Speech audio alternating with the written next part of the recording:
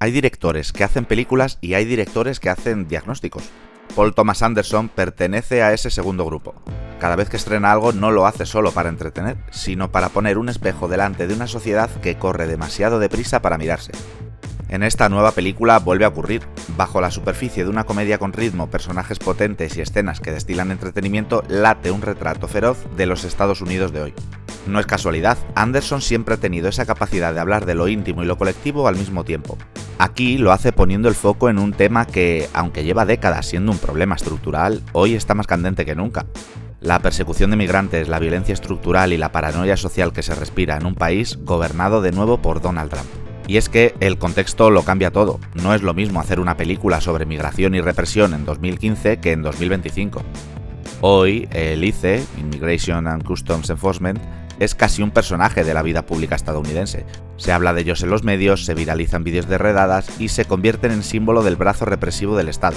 Y Anderson, con la inteligencia que lo caracteriza, lo sabe. Por eso no se limita a mostrar una historia sobre gente que huye y agentes que persiguen. Construye un relato donde el sistema se ve retratado en clave de sátira, casi como si quisiera decirnos que la única forma de soportar esta realidad es reírse de ella. Lo revolucionario de esta película no está solo en lo que cuenta, sino en cómo lo cuenta. No es un panfleto político disfrazado de ficción, ni un drama de esos que parecen diseñados para ganar premios. Es una comedia política que se atreve a tratar un tema sensible con un humor que nunca cae en la burla cruel, sino que se desliza hacia lo costumbrista, hacia lo humano. Ese es su gran hallazgo, mostrar la violencia de un país dividido a través de escenas que también te hacen sonreír. El humor, aquí, es un mecanismo de resistencia. Anderson no está negando la gravedad del asunto, sino poniéndola en otro registro. Uno donde el espectador puede aguantar el peso de lo que ve porque también se le permite disfrutar, reír y sentirse acompañado. En un Estados Unidos crispado, polarizado hasta el absurdo, esta película propone que la revolución también puede pasar por la carcajada, que el entretenimiento no está reñido con la conciencia política, y eso, en tiempos de ruido, es un acto subversivo. Si hablamos de interpretaciones hay que empezar con Leonardo DiCaprio. Lleva años en un lugar que parece que ya lo hemos visto todo de él, y sin embargo siempre encuentra un resquicio nuevo para sorprender. Aquí no es distinto. Su papel no se parece ni al Rick Dalton de Érase una vez en Hollywood, ni al Jordan Belfort de El Lobo de Wall Street, ni siquiera a ninguno de sus personajes más icónicos. Es simplemente otro registro. Lo que hace en esta película es un ejercicio de adaptación, un personaje que se mueve entre la seriedad y el absurdo, que nunca termina de encajar del todo en el mundo que le rodea, pero que por eso mismo resulta magnético.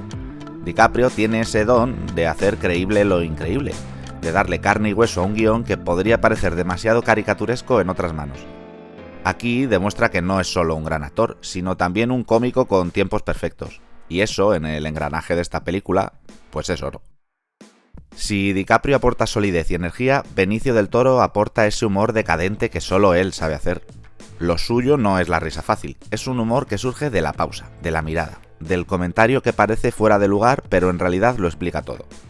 Su personaje funciona como una especie de brújula torcida, alguien que parece no tomarse nada en serio, pero que termina siendo esencial para que todo fluya. Hay en él un costumbrismo latino, un aire de derrota vital que se convierte en comedia, precisamente porque conecta con una forma de estar en el mundo que nos es reconocible y a la vez entrañable. Benicio no roba escenas a lo loco, las habita.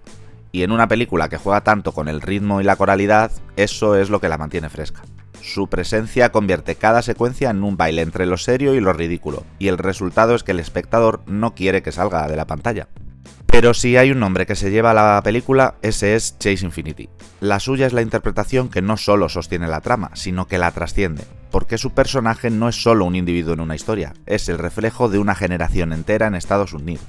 Infinity consigue lo que muy pocos actores y actrices logran a su edad: condensar en un rostro, en una manera de hablar, en una forma de moverse, los conflictos identitarios de millones de jóvenes que hoy sienten que no encajan en ningún sitio. Entre el peso de las expectativas familiares, la violencia del Estado y la precariedad del presente, su personaje transmite lo que significa crecer en un país donde todas las promesas se han roto. Y lo hace sin sobreactuar, sin caer en la trampa de querer representar a todos. Es simplemente una joven intentando sobrevivir a su manera. Y en ese intento, Anderson lo filma de tal forma que se convierte en un símbolo, un espejo en el que la juventud actual puede verse reflejada. Si alguien sale de la película diciendo que Chase Infinity es la nueva cara de Hollywood, a mí no me sorprendería. Una de las virtudes más comentadas del cine de Anderson es su manejo del ritmo. Pese a una duración generosa, el metraje casi nunca decae. El inicio es un torbellino, escenas que entran como un puñetazo y diálogos que parecen lanzados con metrónomo. Uno o una podría pensar que mantener esa intensidad es imposible, pero lo sorprendente es que, incluso cuando la trama se calma, el pulso no se pierde. Anderson alterna explosiones de energía con momentos más íntimos, y la combinación genera una sensación de equilibrio constante. El resultado es que sales de la sala con la sensación de haber visto una película larga que nunca se te ha hecho pesada. Una proeza en tiempos donde la mayoría de blockbusters de menos de 2 horas ya parecen eternos. Lo que quizás hace diferente a Paul Thomas Anderson es que no renuncia a nada. No renuncia a hacer una película política, pero tampoco renuncia a que sea divertida. No renuncia a tratar la crudeza del presente, pero tampoco a llenar la pantalla de personajes entrañables. Ni siquiera al cine de autor, pero tampoco al entretenimiento masivo.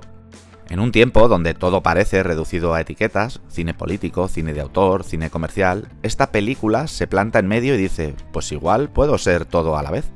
Y al hacerlo nos recuerda por qué seguimos necesitando gente que haga esto, porque se atreven a hablar de lo incómodo, pero nos dan la mano para que no nos perdamos en el proceso. Esta nueva película de Paul Thomas Anderson es, en el fondo, un espejo. Nos muestra un país donde la persecución de migrantes es masiva, donde el poder del Estado se ejerce con mano de hierro y donde la juventud busca desesperadamente su lugar. Y lo hace con humor, con ritmo, con personajes que nos hacen reír incluso cuando lo que cuentan es trágico. DiCaprio demuestra que es capaz de reinventarse, Benicio del Toro se consolida como maestro del humor decadente, y Chase Infinity se convierte en el rostro de una generación, en la imagen que nos va a quedar cuando salgamos de la sala. Y es que, por encima de todo, la película nos recuerda que el cine puede ser revolucionario y entretenido al mismo tiempo, que no hace falta elegir entre conciencia y carcajada. Y que, en tiempos donde el ruido mediático lo invade todo, aquí se ha conseguido hacer lo más difícil, que salgamos del cine con ganas de hablar de lo que hemos visto, pero también de reírnos un rato de la tragedia que compartimos.